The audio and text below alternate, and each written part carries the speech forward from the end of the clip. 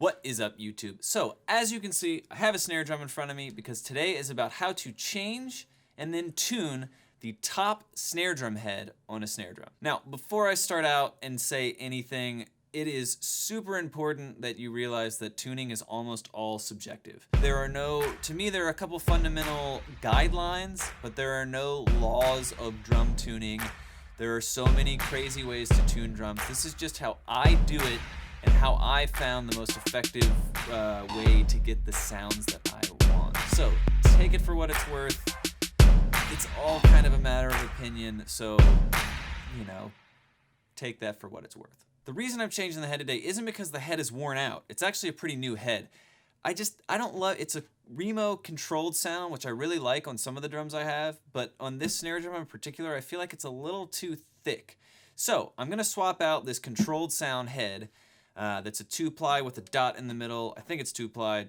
Don't hate me if I'm wrong, but I think it's 2-ply and it's got a dot in the middle. I'm going to switch that out for a regular old Remo Ambassador coated. That's a 1-ply coated head, and I think it's gonna let this drum sing a little bit more. I feel like the controlled sound is kind of choking the drum right now. So, the first thing you do in tuning the head is grab a drum key and take the head off. Again, these drum head choices too, all subjective. These are the heads I use. They're not the heads you have to use.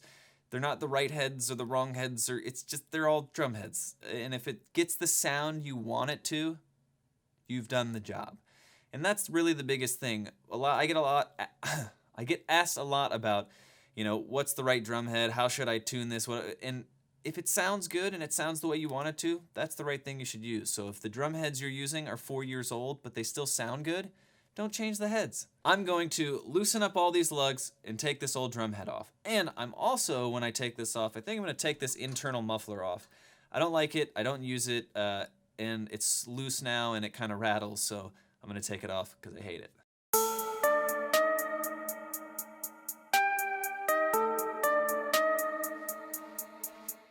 All right, this head is off. Pro tip, use one of these drum keys that has the little spinny wheel up top. It makes it a lot easier because you can sit there and spin it really hard. It's really nice.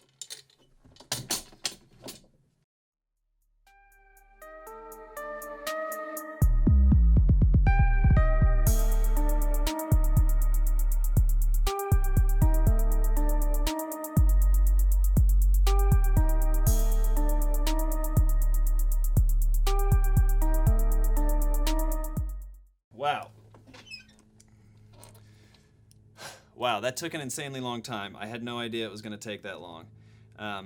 This drum is from the 70s, so I'm assuming that, you know, since these parts have been attached since the 70s, that's why it was so difficult. Pro tip, when you're taking something apart, always make sure to notice how it's coming apart so that if you ever have to reassemble it, you can reassemble it the right way. Now it's time to put this new head on the drum. Ta-da! Like I said, this is a coated Ambassador classic drum head. Place the drum head on the drum. Take the rim of the drum, place it back on here. And then my next move, once I get these all threaded and just started,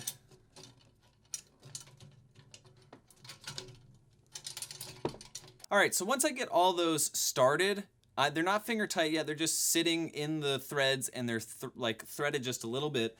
I'll take my drum key and I'll get them all finger tight. And again, with this drum key, it has this little part here, so I'm gonna spin it pretty aggressively. So I'll go to a lug,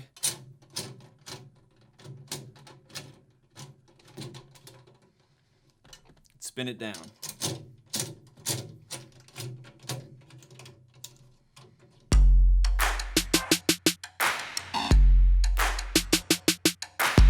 All right, I'll go around, make sure that they're finger tight, and notice how I'm going from one lug to the lug across from it, and then next to it. So now what I'm gonna do is I'm just gonna give each of these a half turn. They're all finger tight. I'm gonna give them each a half turn.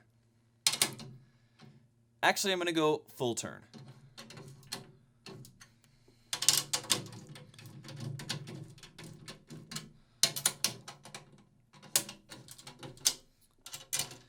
So as you're tuning, you can kind of feel some of the lugs, once you start tuning certain tension rods, some of the lugs are now loose again. So you can kind of feel when the lug meets the rim of the drum, that's the starting point. So you want to go a full turn from there.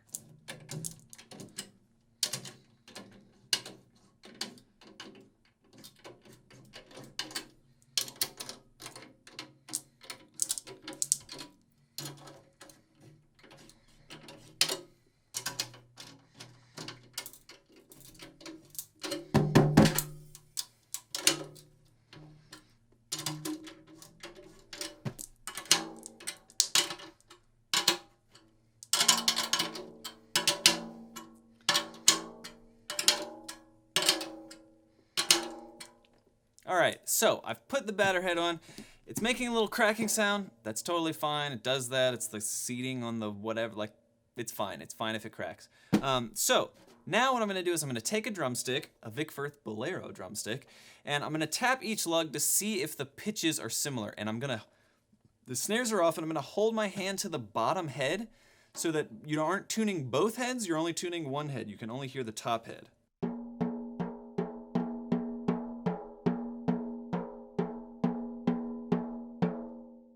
So it sounds like most of these lugs are kind of in tune except for these two over here. You din din dun dun, so you can hear the pitch change. So I'm gonna take those up.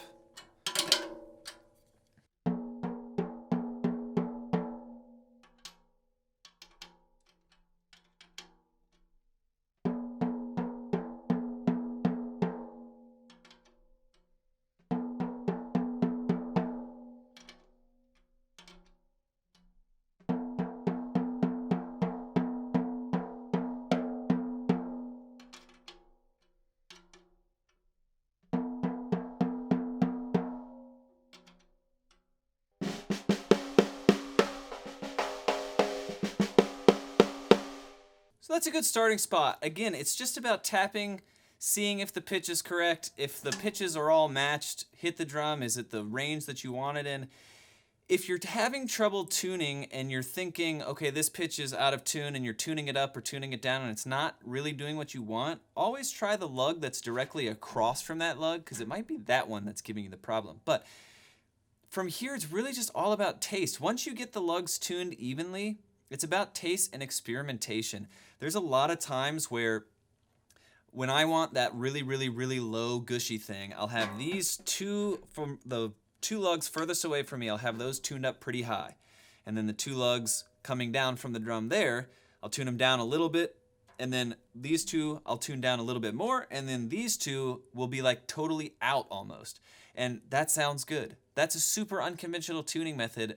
I've never heard anyone really talk about that, but that's what I found kind of works. Sometimes just taking one lug and detuning it works.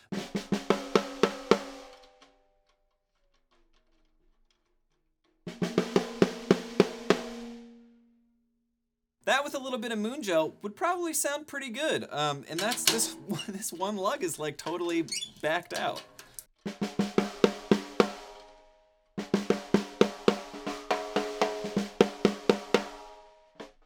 So that's how that's the general gist of tuning. Put the head on, finger tight, tune it up to where all the lugs are even and you have the same pitch, and then kind of just move on and see what sounds good. Experiment. Tuning is all about experimenting, and muffling is a whole nother thing that I might cover in another lesson, but the more moon gel you put on, the more muffled the drum sounds, the pitch lowers, you know, there's all kinds of stuff. So it's really just a starting point. Tuning is all about experimenting until you like the sound of something. So this is a starting point. From here, it's all about your personal preference. Oh, the last thing I do, I always date my drum heads. And see, this one that I took off has a date right up here.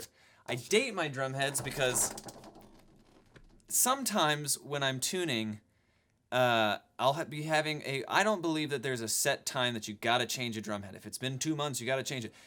I'll leave drum heads on snare drums for a year, and if it still sounds good, I'm not worried about it. But there are some times when I'm confused if I'm tuning something for a while and it's not sounding like I want it to.